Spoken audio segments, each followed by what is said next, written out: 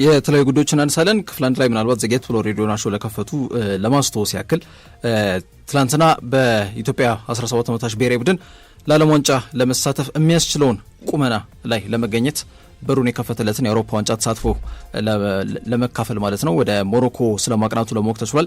አስቀድሞ ደግሞ ወደ ሞሮኮ ከመቅናቱ በፊት መግለጫ ተሰጥቷልና ጽህፈት ቤት ወሎ ሰፈር አካባቢ በሚገኘው ኢትዮጵያ እግር ኳስ ፌዴሬሽን ጽህፈት ቤት ላይ ዋና ስራ አስፈጻሚ አቶ ባህሩ ጥላሁን እንዲሁም ከ17 ዓመታች ብሔራዊ ቡድን አሰልጣኝ ደግሞ ቤንጃሚን ዚመር መግለጫውን ሰጥቷል። በጋራ የምንሄደው የኢትዮጵያ ተጫዋቾች አስደናቂ አቅምን ለዓለም ለማሳየት ነው። ምክትሎች የነበሩትን የቀነስ ነው በእኔ ጥያቄ ምክንያት ነው። ፍቅሩ ተፈራና ሚካኤል የሚባሉ ምክትል አሰልጣኞች አብሮኝ ይሰራሉ ሲሉ ማብራሪያ ሰጥቷል። ከሴካፋ ስብስብ አንድ ተጫዋች ብቻ ነው የጨመርነው የሚል ሀሳብ ሰጥቷል። ሴካፋ ያው መካከለኛውና ምስራቅ የውድድር ምዕራፍ ላይ 3 ያርጃን ይዘን አጠናቀናል እንደሚታወቀውና ያንን ተከትሎ ነው የአፍሪካ ዋንጫ ቲኬት ነው የሚያገኘ ነው። ስለዚህ አንድ ተጫዋች ጨምረናል የሚል ሀሳብ ሰንዝሯል። በጣም ጥሩ ፍቅር፣ አንድነት በቡድን ውስጥ አለ ብለዋል። ከዝግጅትና ወቅታዊ ጉዳይ ጋር በተያያዘ ይሄ ነዳጅ እጥረት ከትራንስፖርት ጋር ያጋጠመውን ችግር ግን አልደበቁም። ለዓለም ዋንጫ ለማለፍ ዋናው ሀሳባችን ነው ብለዋል። የዓለም ዋንጫው ደግሞ በኳታር አስተናጋጅነት የሚቀጥል ነው የሚሆነው። አቶ ባህሩ ጥላሁን ደግሞ የዋና ስራ አስፈጻሚ ናቸው። ሞሮኮ እንግዲህ የምታዘጋጀው የትልቅ የውድድር ምዕራፍ ላይ በአፍሪካ ዋንጫ ተሳትፈን ለዓለም ዋንጫ ለማለፍ አላማን ይዘን ነው የምናቀነው። ውድድሩ በሰላም እንዲከናወን ወይም ደግሞ በብሔራዊ ቡድኑ በጥሩ መንገድ እንዲዘጋጅና በሰላም በጥሩ ሁኔታ ወደ ስፍራውም እንዲጓዝ ከፌዴሬሽን በኩል መሰራት ያለባቸውን የቤት ስራዎች በሚገባ መስራታቸውን ጠቅሷል። ዘገባ ለመስራት ደግሞ ከተለያዩ የቴሌቪዥን ጣቢያዎች ጋዜጠኞች እንደሚጓዙም ጠቅሷል ማለት ነው። ከ17 ዓመቶች ውጤታማ እንዲሆን የአዲስ አበባና የሲዳማ ክልል ፌዴሬሽን ላደረጉት አስተዋጽኦም እንግዲህ ምስጋናቸውን አቶ ባህሩ ጥላሁን እንዳነሱ መናገር እንችላለን። ከውድድር ምዕራፉ ጋር በተያያዘ ማለት ነው ሀገራችን ኢትዮጵያ በምድብ 1 ካዘጋጁ ሀገር ሞሮኮን ጨምሮ ማለት ነው ከሰሜን አፍሪካውያን ሀገሮቹ ግብጽና ቱኒዚያ ጋር ተደርድረናል። ትንሽ ጠጠር ያለ ምድብ ነው፣ ግን ውጤት እናስመዘግብበታለን የሚለው ርዕሰ ጉዳይ የሚጠበቅና የሚታይ ይሆናል ማለት ነው። ከዛ ውጪ የእጅ ኳስ የውድድር ምዕራፍ የዓለም አቀፍ የእጅ ኳስ ትሮፊ 2026 የዞን 5 ምስራቅ አፍሪካ ውድድር መክፈቻ መርሃ ግብርን በትላንትናው ዕለት ተፈጽሟል። አቶ ጸጋይ ማሞ በባህልና ስፖርት ሚኒስቴር ዴኤታ የውድድሩ መክፈቻ ንግግር ላይ ሀሳብ ሰጥተዋል። በተለይ ደግሞ ይሄ ቀጠናዊ ትስስር ለማጠናከር የእጅ ኳስ ስፖርት ማሳደግ ትልቅ ፋይዳ አለው የሚል ሀሳብ ሰንዝሯል። ዞን 5 ማጣሪያ የውድድር ምዕራፍ ነው። መንግስት ለስፖርት ልማት የሰጠውን ትኩረት አንዱ ማሳያ መሆኑንም አያይዘው ሀሳብ ሰጥተውበታል። ዶክተር ፍትህ ወልደሰንበት በበኩላቸው የኢትዮጵያና የምስራቅ አፍሪካ እጅ ኳስ ኮንፌዴሬሽን ፕሬዚዳንት ናቸው። ለውድድሩ ተተኪያቶች እድል የሚፈጥር የውድድር ምዕራፍ ነው የሚል ሀሳብ ሰንዝሯል። በዚህ ዞን 5 ምስራቅ አፍሪካ እጅ ኳስ ውድድር 8 ሀገራት ለሁለት ዕድሜ እርከን ተከፋፍሎ ይከናወናል። ከ17ና ከ19 ዓመት በታች ማለት ነው። በውድድሩ ላይ ኬንያ እንዲሁም ታንዛኒያ፣ ደቡብ አፍሪካ፣ ኢትዮጵያ፣ ዩጋንዳ፣ ቡሩንዲና ሩዋንዳ ከዛ ውጪ ኬንያም እንዲሁ ተሳታፊ እንደሚሆኑ ለማወቅ ተችሏል ማለት ነው። የኢትዮጵያ ፕሪሚየር ሊግ የውድድር ምዕራፎች መውጫ እናድርገው ከሀገር ቤት መረጃችን ጋር በተያያዘ ማለት ነው 30ኛ ሳምንት ጨዋታዎቹ ትላንትና ፍጻሜያቸውን አግኝተዋል። ከተደረጉ ጨዋታዎች መካከል የሊጉ መሪ ቡድን ሲዳማ ቡና በኢትዮጵያ መድን የተሸነፈበት አጋጣሚ በትልቁ ተጠቃሽ ነው። ሳሙኤል ሳሪሱ ብቸኛውን ጎል ያስቆጠረው ተጫዋች ነው ለኢትዮጵያ መድን ማለት ነው። ከነበሩበት ወራጅ ቀጠናም ተላቋል። ሲዳማ በበኩላቸው የሊጉ መሪነት አጠናክረው መቀጠል የሚችሉበትን አጋጣሚ ሳይጠቀሙበት ቀርተዋል። ከዛ ውጪ በጣና ደርቢ ፋሲልን ከባህር ዳር ያገናኘው ጨዋታ ባህር ዳሮች 2-0 ውጤት ጨዋታ አሸንፈው ደረጃቸውን አሻሽለውበታል። ከዛ ውጭ ወልዋሎ ዓዲግራት ዩኒቨርሲቲ ከመምራት ተነስተው ተመርተው ጨዋታውን አጠናቀዋል ተሸንፈው ማለት ነው። ይህ ማለት አርሲ ነገሌ ከኋላ ተነስተው ባስቆጠሯቸው 2 ጎሎች 2-1 በሆነ ውጤት ጨዋታ አሸንፏል። ወልዋሎች በስምኦን ማሩ መሪ መሆን ችለው ነበረ ግን ገብረ መስቀል ዱባለና ኪቲካ ጀማ ባስቆጠሯቸው ጎሎች ነገሌ አርሲዎቹ 2-1 በሆነ ውጤት ጨዋታ ማሸነፍ ችሏል ማለት ነው። ሲዳማ አሁንም በ55 ነጥብ እየመራ ነው። በ8 ነጥብ ዝቅ ብለው መቻልና ነገሌ አርሲ በ48 ነጥብ እኩል ይከተላሉ ማለት ነው። ወራጅ ቀጠና ውስጥ ደግሞ መቀለስ ዋንደርታና አርባ ምንጭ ከተማ ለጊዜው ይገኙበታል። ከነገ በስቲያ ቅዱስ ጊዮርጊስ ከመቀለስ ዋንደርታ በሚያገናኘው ጨዋታ ደግሞ የ31ኛው ሳምንት የሲቢኢ የኢትዮጵያ ፕሪሚየር ሊግ የውድድር ምዕራፍ ቀጥሎ የሚከናወን ይሆናል። ከፍተኛ ጎል አስቆጣሪው የሲዳማ ቡናው አቤል ያለው በ14 ጎል እየመራ ይገኛል። ወደ ባርማዶ ጉዳዮች አቀናን። አርሰናልን በቡዳፔስት ለፍጻሜው በአውሮፓ ሻምፒየንስ ሊግ በዚህ ውድድር ዘመን የሚያገኘው ቡድን ፓሪስ ሴን ጀርሜን መሆኑ በይፋ ተረጋግጧል። በትላንትናው ዕለት ጨዋታቸውን አንዳቻ ነው የጠናቀቀው። ከሳምንት በፊት 5-4 በሆነ ጠባብ ውጤት ግን የጎል ፌሽታ በነበረው መርሃ ግብር ላይ ፓሪስ ሴን ጀርሜን ጨዋታ አሸንፈው መምጣታቸው ይታወቃል። ትላንት አንዳቻ ነው የጠናቀቀው። ጎሏን ዴምቤሌ ገና 3ኛው ደቂቃ ላይ ነበረ በጨዋታው ከተጀመረ በ3ኛው ደቂቃ ላይ ነበረ ጎል ያስቆጠረው። ከዛ በኋላ ፓሪስ ሴን ጀርሜን ሙሉ በሙሉ በሚባል ደረጃ ኳስን ለተጋጣሚያቸው ሰጥተው እነሱ ግን ሎ ብሎክ ላይ መሰረት ያደረገ ወይም ደግሞ የግብ ዕድል እነሱ ላይ እንዳይፈጠር ብቻ ትኩረት ያደረገና ውጤት ማስጠበቅ ላይ መሰረት ያደረጋቸውት መንገድ ይዘው ነበረ ሲጫወቱ የነበረው። ደግሞ በጣም ውጤታማ ነበር። ምክንያቱም ትራንዚሽናል ካውንተር አታካቸው ወይም ደግሞ መልሶ ማጥቃታቸው በጣም አስፈሪም አስደንጋጭም እንዲሁም ውጤታማ ከመሆኑ ጋር በተያያዘ ማለት ነው። 94ኛው ደቂቃ ላይ ሃሪኬን ጎል አስቆጥሮ ነበረ። ግን ተከታታይ 7 ጨዋታ ላይ የአውሮፓ ሻምፒየንስ ላይ ጎል አስቆጠረ የሚል አዲስ ታሪክ ከ1955 በኋላ ሰራ እንጂ ለቡድኑ ምንም ፋይዳ አልነበረውም። ምክንያቱም ከሽንፈት ሊታደጋቸው አልቻለም ይህ ጎል ማለት ነው። ስለዚህ በድምር ውጤት 6-5 በሆነ ውጤት ፓሪስ ሴን ጀርሜን ወደ ቀጣይ ዙር አልፈዋል።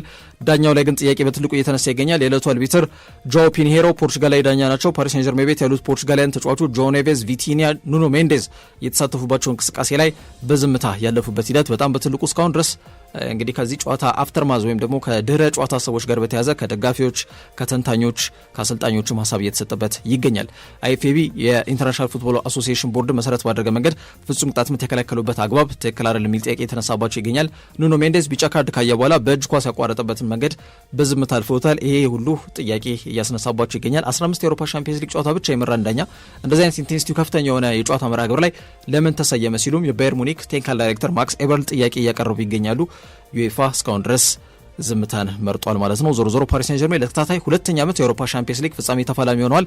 ከአርሰናል ጋር በፍጻሜው ሜይ 30 ወይም በፈረንጆቹ ግንቦት 30 የሚገናኝ ይሆናል ፑሽካሽ አሬና ላይ። የክለቦች የውድድር ምዕራፍ ሁለተኛ እርከን የሚሰጠው የዩሮፓ ሊግ የግማሽ ፍጻሜ መልስ ጨዋታዎች ዛሬ የሚደረጋሉ። ኦል እንግሊሽ ፋይናል ሁለት የእንግሊዝ ፕሪሚየር ሊግ ቡድኖችን በአውሮፓ መድረክ ላይ በግማሽ ፍጻሜ የውድድር ምዕራፍ ሲያገናኝ ከ17 ዓመታት በኋላ ለመጀመሪያ ጊዜ ነው። የአስቶን ቪላና የኖቲንጋም ፎረስት ጨዋታ ማለት ነው ዛሬ ቪላ ፓርክ ላይ ይከናወናል። ባለፈው ሳምንት በክሪስ ውድ ብቸኛ ጎል ኖቲንጋም ፎረስት ይህን ጨዋታ 1-0 አሸንፈው እንግዲህ አድቫንቴጅ ይዘው መውጣታቸው ይታወቃል። በዛሬው መርሃ ግብር ላይ ሞርጋን ጊብሳይት የተመሰለፉ ጉዳይ አጠራጣሪ ነው። ኦላይና እንዲሁም ሳንጋሬ ከዚህ ጨዋታ ውጪ ናቸው። በአስቶን ቪላ በኩል ደግሞ አማዶ ኦናና አይኖርም፣ ግን ጆን ማጊን ወደ ሜዳ ይመለሳል መባሉ ትልቅ እፎይታን ይሰጣቸዋል። ውጤት የመቀልበስ ኃላፊነት በእጃቸው ይገኛል። ይጠቀሙበታል። የሚታይ ነው የሚሆነው ማለት ነው። ሌላው ምሽት 4 ሰዓት በተመሳሳይ ሰዓት ከሚደረጉ መርሃ ግብሮች መካከል ፍራይበርግና ብራጋ የሚያደርጉት ጨዋታ ተጠባቂ ነው። ባለፈው ሳምንት ብራጋ የፖርቹጋሉ ተወካይ ቡድን በሜዳቸው 2-1 አሸንፈው ነበረ። ዛሬ መልሱን ጨዋታ ወደ ጀርመን ተጉዞ ፍራይበርግ ሜዳ ላይ ያደርጋሉ። የጎል ልዩነቱ 1 ነው። ስለዚህ ያችን አስቆጥረው ፍራይበርጎች ወደ ጨዋታ ለመመለስ ጥረት ያደርጋሉ ተብሎ ይገመታል። ሶስተኛ እርከን የሚሰጠው ኮንፈረንስ ሊግ ላይ ክሪስታል ፓላስ ባለፈው ሳምንት 3-1 አሸንፈው ነው የመጡት። ውጤት ማስጠበቅ በቂያቸው ነው ወደ ፍጻሜ ለመግባት። ስትራስበርግ ከራዮ ቫይካኖ ይህም ተጠባቂ ጨዋታ ነው። 1-0 ነበር ባለፈው ሳምንት የተጠናቀቀው በቫይካኖ አሸናፊነት። ውጤት ለመቀልበስ ስትራስበርግ ጥረት ያደርጋሉ ተብሎ ይገመታል። ቤስ ሚካኤል ደጀኔ በክፍል 1ና ክፍል 2 ለሰጠን ስፖርታዊ መረጃዎች ከልብ አመሰግናለሁ። መልካም ቀን ይሁንልህ። የተወደዳችሁ አድማጮቻችን ከመሸጋገሪያ በኋላ በክፍል 3 ዜና ከኔ ጋር እንገናኛለን። ክፍል 1 ላይ የተለያዩ ጉዳዮች ይነሳሉ። ከነዛ መካከል ትናንትና የኢትዮጵያ እግር ኳስ ፌዴሬሽን በጽህፈት ቤታቸው እንግዲህ ጋዜጣዊ መግለጫ ሰጥቷል። ወደ ሞሮኮ ከሚጓዘው እንዲሁም ደግሞ ፖቴንሻሊ ለዓለም ዋንጫ ለመሳተፍ ጥረት እያደረገ ከሚገኘው ከ17 ዓመታች ብሔራዊ ቡድናችን ጋር በተያያዘ እንግዲህ ጉዞ አድርጓል ወደ ሞሮኮ የአፍሪካ ዋንጫውን ለማከናወን ማለት ነው። ይህ በእንዲህ እንዳለ ግን ትናንትና ከመሄዳቸው በፊት ማለት ነው የመጨረሻ የአገር ቤት ጋዜጣዊ መግለጫ ሰጥቷል አሰልጣኙ ቤንጃሚን ዚነር አሜሪካዊ ግለሰብ። ከዛ በተጨማሪ ደግሞ የኢትዮጵያ እግር ኳስ ፌዴሬሽን በኩል ደግሞ ዋና ስራ አስፈጻሚ አቶ ባህሩ ጥላሁን ማለት ነው ያነሷቸው ነጥቦች ምንድን ናቸው የሚሉትን ርዕሰ ጉዳዮች እናነሳለን። ፕሪሚየር ሊጉ ትናንትና ተጠናቋል። 30ኛ ሳምንት ላይ ሲዳማ ቡና የሊጉን መሪነት ማጠናከር የሚችልበትን አጋጣሚ ሳይጠቀምበት ቀርቷል። ከዛ ውጭ የጣና ደርቢ እየተባለ ይጠራል ብዙ ጊዜ ፋሲል ከነማን ከባህር ዳር ከነማ የሚያገናኘው ጨዋታ ባህር ዳሮች 2-1 በሆነ ውጤት ይህን ጨዋታ ማሸነፍ ችለው ደረጃቸውን ከፍ ማድረግ የቻሉበትን ውጤት አስመዝግቧል። እንዲሁም ደረጃ ሰንጠረዥ ምን ይመስላል ከኢትዮጵያ ፕሪሚየር ሊግ ጋር ያሉት በተያያዘ ያሉትን ነጥቦች ምናነሳ ይሆናል። ከዛ ውጭ ትናንትና በጣም አነጋጋሪ ጉዳይ ተፈጽሟል። በተለይ ከአውሮፓ እግር ኳስ አወዳዳሪ አካል ወይም ደግሞ ዩኤፋ የዳኝነት ሂደት ጋር በተያያዘ ምክንያቱም አርሰናልን በፈረንጆቹ ሜይ 30 ወይም በእኛ ግንቦት 21 ገደማ ፑሽካሽ አሬና ላይ ማለት ነው በአውሮፓ ሻምፒየንስ ሊግ ፍጻሜ ተፋላሚ የሚሆነው ፓሪስ ሴን ጀርሜን መሆኑ ተረጋግጧል። ትናንትና ግን የዳኝነት ሂደቱ በጣም በስፋት መነጋገሪያ ነበር። ምን ውሳኔዎች ተሰጡ፣ እንዲሁም ደግሞ ምን ሀሳቦች ተነሱ የሚሉትን ርዕሰ ጉዳዮች ምን አነሳ ይሆናል። ቤስ መልካም ቆይታ ይሆናል። እሺ አመሰግናለሁ። ትናንትና በኢትዮጵያ እግር ኳስ ፌዴሬሽን ጽሕፈት ቤት ላይ ከተሰጠው መግለጫ መነሻነት እናደርጋለን መረጃዎቻችን ማለት ነው። የኢትዮጵያ ብሔራዊ ቡድን ከ17 ዓመቶች እንደሚታወቀው በመካከለኛውና ምስራቅ አፍሪካ ዞን 5 ውድድር ምዕራፍ ላይ ሶስተኛ ደረጃን ይዞ ማጠናቀቁን ተከትሎ በአፍሪካ ዋንጫ የመሳተፍን እድል እንዳገኘ ይታወቃል። ታዲያ መሰረት ባደረገ መንገድ እንግዲህ ኢትዮጵያ ከ17 ዓመታች ብሔራዊ ቡድን ማለት ነው በአፍሪካ ዋንጫ ላይ ግልጽ በሆነ መንገድ ይሳተፋል። ምድብ 1 ላይም ከግብጽ ከሞሮኮ ጋር የተደለደልንባቸው አጋጣሚዎች አሉ። ቱኒዚያም ሌላዋ የምድባችን አንዷ ሀገር ናት ማለት ነውና ትናንትና በተሰጠው መግለጫ ላይ በዋናነት ሊነሳ የሚችለው ኢትዮጵያን ለዓለም ዋንጫ ለማብቃት እቅድ ይዘን ነው ወደ ሞሮኮ የምናመራው ሲሉ አሰልጣኝ ቤንጃሚን ዚመር መናገራቸው ነው። የ17 ዓመታች ብሔራዊ ቡድን በጣም ጥሩ መነቃቃት የሚያሳይ እንዲሁም ደግሞ ይበልጥ ትኩረት ተደርጎ ወጣቶች ላይ ወይም ደግሞ አዳጊዎች ላይ ቢሰራ ውጤት ሊመጣ እንደሚችል ማሳያ የሆነ ብሔራዊ ቡድን ስለመሆኑ መናገር እንችላለን። የኛም እቅድ ልክ እንደ ኮች ቤንጃሚን ዚመር ነው። ይህንን ስራ ስንጀምር እቅደን የተነሳ ነው ይህን ነውና ያንን ነገር ከግብ ለማድረስም ከፍተኛ ጥረት እናደርጋለን የሚሉት ርዕሰ ጉዳዮች ደግሞ አቶ ባህሩ ጥላሁን አንስተዋል ማለት ነው። አሰልጣኙ ካነሷቸው ሌሎች ነጥቦች መካከል በሴካፋ ይወዳደር የነበረው ቡድናቸው ላይ አንድ ተጫዋች ብቻ መጨመራቸውን ገልጿል። በጥሩ መንገድ ለውድድሩ መዘጋጀታቸውን በቡድን ውስጥም ጥሩ አንድነት መኖሩን አክሏል። በዝግጅት ወቅት የነዳጅ እጥረት ከትራንስፖርት አንጻር መስተጓጎል እንደፈጠረባቸው ቢገልጹም በስተመጨረሻም ግን ለዓለም ዋንጫው ማለፍ ግባቸው እንደሆነ ጠቁመዋል ማለት ነው። ይሄ ጥሩ መነሳሻ ነው። ከባህሩ ጥላሁን ጋር በተያያዘ ዋና ስራ አስፈጻሚው በተለይ ሚዲያዎች ወይም ደግሞ የሀገር ውስጥ የሚለፉ ሚዲያዎች እያሉ ከሶስት የመንግስት ተቋማት ማለትም ኢቲቪ፣ ፋናና ከኦቢኤን ቴሌቪዥን እንዲሁም ደግሞ ከሌሎችም የማህበራዊ ትስስር ገጽና አንዳንድ መጠነኛ የሬዲዮ ጋዜጠኞች ግልጽ በሆነ መንገድ እንደሚጓዙ መነገሩ ቅሬታን ጭምር የፈጠረ ሲሆን ስራ አስፈጻሚው ከ17 ዓመታች ብሔራዊ ቡድን ውጤታማ እንዲሆን የአዲስ አበባ ከተማና የሲዳማ ክልል እግር ኳስ ፌዴሬሽን ላደረጉት አስተዋጽኦ እንግዲህ አመስግኗል። ግልጽ በሆነ መንገድ ማለት ነው። ፋና፣ ኢቲቪ፣ ኦቢኤን ቴሌቪዥን እንዲሁም እንደ ቲግቫ አይነት ያሉ ጋዜጠኞች ማለት ነው ወደ ሞሮኮ እንደሚጓዙ ለማወቅ ተችሏል ማለት ነው። ግን መጠነኛ ቅሬታን እንደፈጠረ ግን አልደበቁም አቶ ባሩ ጥላሁን። ይህን ጉዳይ በዝርዝር ለመጥቀም ያክል ነው። ብሔራዊ ቡድኑ እንግዲህ ትላንት ሌሊት 10 ሰዓት ላይ ለሐሙስ አጥቢያ ማለት ወይም ለዛሬ አጥቢያ ማለት ነው ወደ ስፍራው ያቀናሉ ማለት ነው። በእርግጠኝነት ዛሬ ከሰዓት 8 ሰዓት ተኩል ካዛብላንካ ይደርሳሉ ተብሎም ይጠበቃል ማለት ነው። ከዛ ውጪ ከሲቢኤ ኢትዮጵያ ፕሪሚየር ሊግ የውድድር ምዕራፍ ጋር በተያያዘ እንግዲህ 30ኛ ሳምንቱ ላይ ደርሷል። ትላንትና በተደረጉ መርሃ ግብሮችም ፍጻሜውን አግኝቷል ማለት ነው። እንግዲህ የደረጃ ሰንጠረዡ ምን ይመስላል የሚሉትን ዝርዝር ነጥቦችም የምንመለከት ይሆናል ከኢትዮጵያ ፕሪሚየር ሊግ የውድድር ምዕራፍ ጋር በተያያዘ ማለት ነው። ትላንትና ከተደረጉ ጨዋታዎች መካከል አንዱ በተለይ ከሲዳማ ቡናና ኢትዮጵያ መድን በብቸኝነት እዚህ አዲስ አበባ ላይ የተደረገ 9 ሰዓት ላይ የተደረገ መርሃ ግብር ነበረ። ኢትዮጵያ መድኖች 1-0 በሆነ ጠባብ ውጤት ይህን ጨዋታ ማሸነፍ ችሏል። እንግዲህ መድኖች በሳሙኤል ሳሊሶ 82ኛው ደቂቃ ላይ ባስቆጠራት ብቸኛ ጎል ነው ጨዋታ ሙሉ 3 ነጥብ በመውሰድ ከነበሩበት የወራጅ ቀጠና ስጋት መላቀቅ የቻሉበትን ጊዜ በሆነ መንገድ መላቀቅ የቻሉበትን ውጤት ያስመዘገቡት ያምና ሻምፒዮን የኢትዮጵያ መድን ግን በቀጣዩ ዓመት ላይ ላለመውረድ ወይም ደግሞ በወራጅ ቀጠና ፉክክር ውስጥ መገኘቱ ራሱ በኢትዮጵያ ፕሪሚየር ሊግ የውድድር ምዕራፍ ላይ እያንዳንዱ ክለብ ላይ ያለውን ኢንኮንሲስተንሲ ወይም ደግሞ ወጥነት የሌለው እንቅስቃሴ በግልጽ አመላካሽ ጉዳይ ነው። ዋንጫ ባሳኩ ማግስት ላለመውረድ መንደፋደፍ ይሄ የሁሉም ክለቦቻችን አባዜ ሆኖ ይታያል። ያ ነው አንድም ሊጋችን እንዳያድግ እንቅፋት የሚሆነው ማለት ነው። የተደራጀ በእቅድ የሚንቀሳቀስ ክለብ ስለሌለ በትልቁ ውጤት ጦት ሲንገላቱ እንመለከታለን። ዋንጫ ባሳኩ ማግስት ኢትዮጵያ ንግድ ባንክ አቻምና ከዛ በኋላ አሁን ምን ላይ እንዳለ ይታወቃል። ኢትዮጵያ መድን አምና ዋንጫውን አሳክቶ ዘንድሮ ምን ሁኔታ ላይ እንዳለ ይታወቃል። ዘንድሮ ደግሞ ሲዳማ ቡና ሊጉን እየመራ ነው። እሱስ ዋንጫውን ካሳካ ቀጣይ ዓመት ምን ይሆናል የሚታይ ነው የሚሆነው ማለት ነው። በጣም ጠባቂ የውድድር ምዕራፍ ነበር። ምክንያቱም ሲዳሞች ጨዋታውን ማሸነፍ ቢችሉ መቻል ነጥብ መጣሉን ተከትሎ ማለት ነው የነጥብነቱን ወደ 11 ማስዋት የሚችሉበትን አጋጣሚ በእጃቸው ይዘው ነበረ ጨዋታውን ያደረጉት፣ ግን ሳይጠቀሙበት ቀርተዋል ማለት ነው። ሌላ የተደረገው መርሃ ግብር ባህር ዳር ከነማና እንዲሁም ደግሞ በፋሲል ከነማ መካከል የተደረገው የጣና ደርቢ በመባል ይታወቃል። የጣና ሞገዶቹ እንግዲህ አጼዎቹን 2-0 ውጤት በማሸነፍ ደረጃቸውን አሻሽሏል። ሌላው ነገሌ አርሲዎች ናቸው። ነገሌ አርሲዎችም ከመመራት ተነስተው ወደ ወላይታ ዲግራት ዩኒቨርሲቲን 2-1 በሆነ ውጤት በማሸነፍ ከ4 ሳምንታት በኋላ ወደ ድል የተመለሱበትን ውጤት እንዳስመዘገቡ መናገር እንችላለን። ወቅታዊ የኢትዮጵያ ፕሪሚየር ሊግ የደረጃ ሰንጠረዥ እንግዲህ 30ኛ ሳምንትን ተከትሎ እንግዲህ 8 ሳምንት ብቻ ነው የሚቀረው። አሁን ባለው ወቅት ሁኔታ ሲዳማ ቡና በ55 ነጥብ ደረጃ ሰንጠረዡን እየመራ ይገኛል። መቻል በ48 ነጥብ በ8 ነጥብ ዝቅ ብለው ይከተላሉ። ነገሌ አርሲም በኩል 48 በጎል ብቻ አንሰው 3ኛ ደረጃ ላይ ተቀምጦ ይገኛሉ። ሐዋሳ ከተማ በ44 ነጥብ 4ኛ ደረጃ ላይ ተቀምጦ ይገኛል። ወራጅ ቀጠና ውስጥ እንግዲህ ብዙ ጊዜ እለዋለሁኝ ያው እኛ ባለ መረጃ መሰረት ነው። በኢትዮጵያ ፕሪሚየር ሊግ ሁሌም ቢሆን አዳዲስ ነገር ማየት፣ ድራሞችን ማየት የውድድር ዘመኑ መጨረሻ ላይ የተለመደ ነገር ስለሆነ ማይወርዳል ማይወርድም ግልጽ አይደለም። አሁን ባለው ሁኔታ ግን 2 ክለቦች እንደሚወርዱ ያው ይታወቃል። ምክንያቱም ጋሞ ጨንቻና እንዲሁም ሀላባ ከተማ ወደ ኢትዮጵያ ፕሪሚየር ሊግ ማደጋቸው ተረጋግጧል። ኦሬዲ ከከፍተኛ ሊግ እነሱ ይቀላቀላሉ።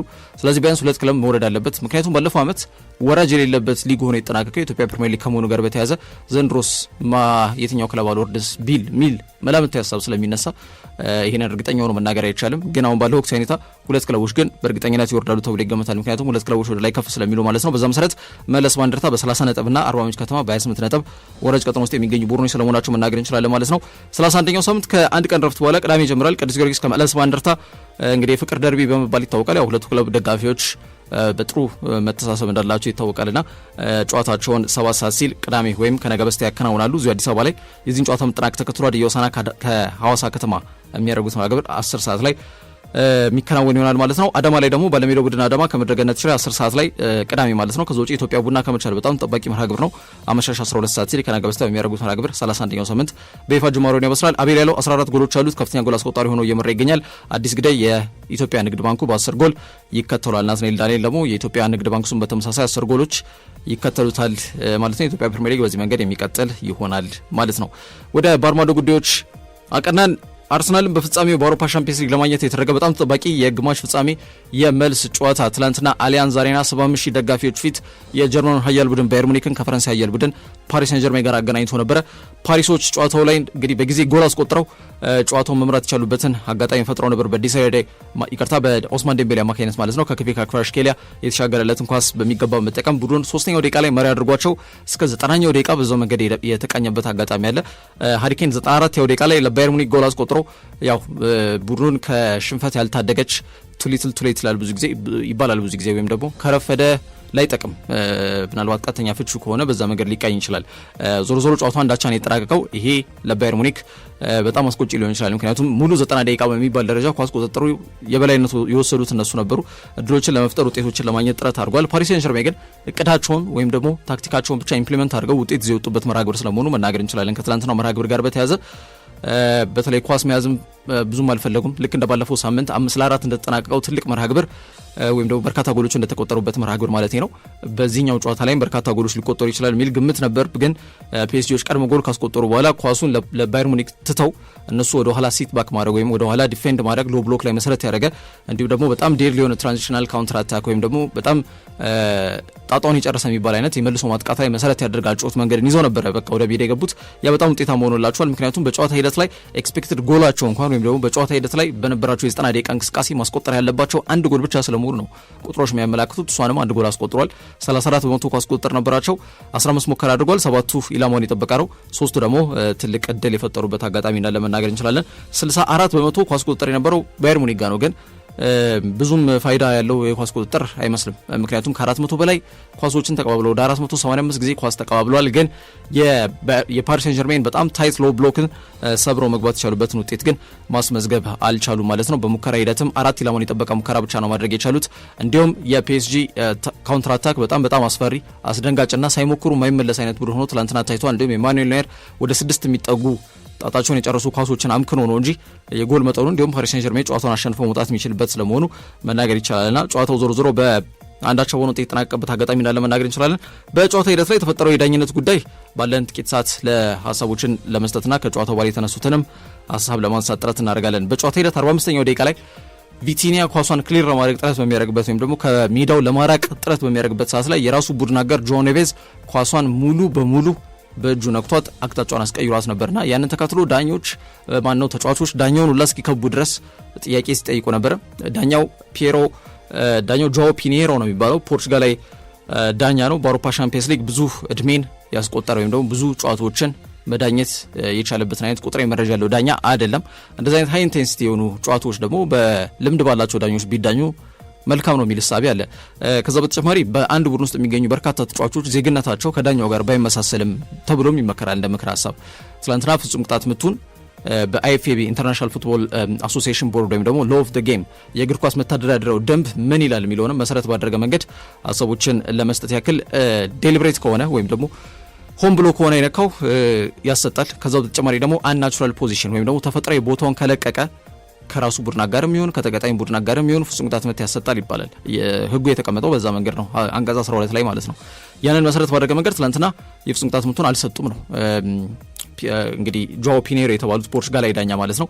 ከዛ ጋር በተያያዘ ነው ቅሬታቸውን በጣም በትልቁ እየገለጹ የሚገኙት ባየር ሙኒክ ቴክኒካል ዳይሬክተር ማክስ ኤበር ይሄ እልም ያለ ፍርደ ገምድል ላይ ውሳኔ ነው፣ ውጤቱን ያጣ ነው በዳኛው ምክንያት ነው። 15 ጨዋታ ብቻ በአውሮፓ ሻምፒየንስ ሊግ የዳኛን እንዴት ነው ሲጀምር እንደዚህ አይነት ትልቅ ጨዋታ እንዲዳኝ የሚደረገው? ዩኤፋ ትልቅ ምላሽ መስጠት መቻል አለበት በዚህ ጉዳይ ላይ የሚል ሀሳብ ሰንዝሯል። ቪንሰንት ኮምፓኒ እኔ ብዙ ኤክስኪውዝ ወይም ደግሞ ምክንያት መረዳት አልፈልግም፣ ግን እኛ ላይ ባለፈው ሳምንት ፍጹም ቅጣትም ተሰጥቶብናል ተመሳሳይ በሆነ ኢንሲደንት፣ ለዛውም የኛ በጣም አነጋጋሪ እንዲሁም አጠያቂ ነበረ። ምክንያቱም ተጫዋቹን ጭኑን ነክቶት ነው ማኑ የነካው፣ ግን ፔናልቲ ተሰጥቶብን ነበረ። እዚህ ላይ ግን ግልጽ ዳይሬክት ቀጥታ በሆነ መንገድ ነው እጁን የነካውና ለምን እንዳልተሰጠን የግራን የገባኝ ዳኛው ህጉ እዛም ከተተገበረ እዚህ መተግበር አለበት ብዬ አስባለሁ ብሎ አልፎታል።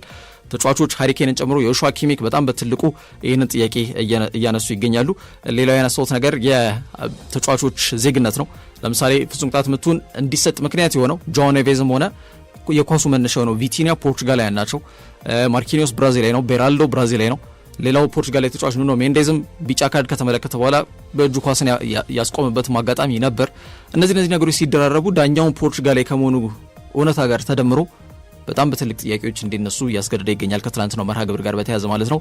ዞሮ ግን ፓሪስ ሴን ዠርሜን በፈረንሳይ እግር ኳስ ክለብ ታሪክ በአጠቃላይ እንግዲህ 50 ዓመት ከዛ በላይ 60 ዓመት እንኳን አልሞላቸውም። በጣም በቅርብ ጊዜ የተቋቋመ እግር ኳስ ክለብ ነው። ግን ለሶስተኛ ጊዜ በአውሮፓ ሻምፒየንስ ሊግ ፍጻሜ መብቃት የቻሉበትን ውጤት አስመዝግቧል ማለት ነው። ከአርሰናል ጋር በፍጻሜው ፑሽካሽ አሬና ላይ እንግዲህ ሜይ 30 በፈረንጆቹ ግንቦት 30 ላይ ሃንጋሪ ቡዳፔስት ላይ የሚከናወን ይሆናል የፍጻሜ መርሃ ግብር 2025-2026 የውድድር ዘመን ማለት ነው። በአጠቃላይ ሉዊስ ኤንሪኬ በተጫዋቾቹ እንቅስቃሴ ዲሲፕሊንና እንዲሁም ደግሞ ታክቲካል ኢምፕሊሜንቴሽን ወይም ደግሞ ኢንስትራክሽን መመሪያዎቹን ሜዳ ላይ የተገበሩበት መንገድ በትልቁ እንደሚያደንቅ ሀሳብ ሰጥቷል ማለት ነው። እንግዲህ ባየር ሙኒክ አሳዛኝ ተሸናፊ ይሆናል፣ ምንም ጥያቄ የለውም። 12 ጊዜ በአውሮፓ ሻምፒዮንስ ሊግ ፍጻሜ ላይ መድረስ የቻለ ቡድን ነው። ሌላው ከትላንትናው አንድ ነገር ፖዚቲቭ ሊወሰድ የሚችለው ሃሪ ኬን ተከታታይ 7 የአውሮፓ ሻምፒዮንስ ሊግ ጨዋታዎች ላይ ጎል ማስቆጠሩ ነው። ይህም ሲሆን ከ1955 በኋላ ለመጀመሪያ ጊዜ አድርጓል። የመጀመሪያው እንግሊዛዊ ተጫዋች ያስብለዋል ማለት ነው። በፓሪስ ሴን ጀርሜን በኩል የነ ከቪካ ክቫራትስኬሊያ እንቅስቃሴ የነ ዊሊያም ፓቾ እንቅስቃሴ እጅግ በጣም አስደናቂ ነው። የጨዋታው ኮከብም የኤኳዶራዊ ተከላካይ ዊሊያም ፓቾ ሆኖ ተመርጧል። በአጠቃላይ ፓሪስ ሴን ጀርሜን ከአርሰናል ጋር ይገናኛሉ። አምናም ዋንጫውን አሳክቶታል፣ ዘንድሮም ለፍጻሜ ደርሷል። ያሳክቷል ወይ የሚለው ርዕሰ ጉዳይ ከ2025-2026 የወር ዘመን የአውሮፓ ሻምፒዮንስ ሊግ የወር ምዕራፍ ጋር በተያያዘ በጣም በትልቁ ተጠባቂ ነው። ዛሬ ደግሞ የዩሮፓ ሊግ የመልስ ጨዋታዎች ይከናወናሉ። አስቶን ቪላ ከኖቲንጋም ፎረስት ኦል እንግሊሽ ፋይናል ምሽት 4 ሰዓት ዩሮፓ ሊግ ላይ ይጠበቃል። ፍራይበርግ ከብራጋ ሌላው ጨዋታ ነው። ከነዚህ ጨዋታዎች ጋር ደግሞ አሰልጣኞች የሰጡትን የቅድመ ጨዋታ ጋዜጣዊ መግለጫዎች አካተን ክፍለት ላይ ሰፊ መረጃዎችን ይዘን እንመጣለን። ቤስ ሚካኤል ደጀኔ በክፍል አንዱ ለሰጠን ስፖርታዊ መረጃዎች ከልብ አመሰግናለሁ።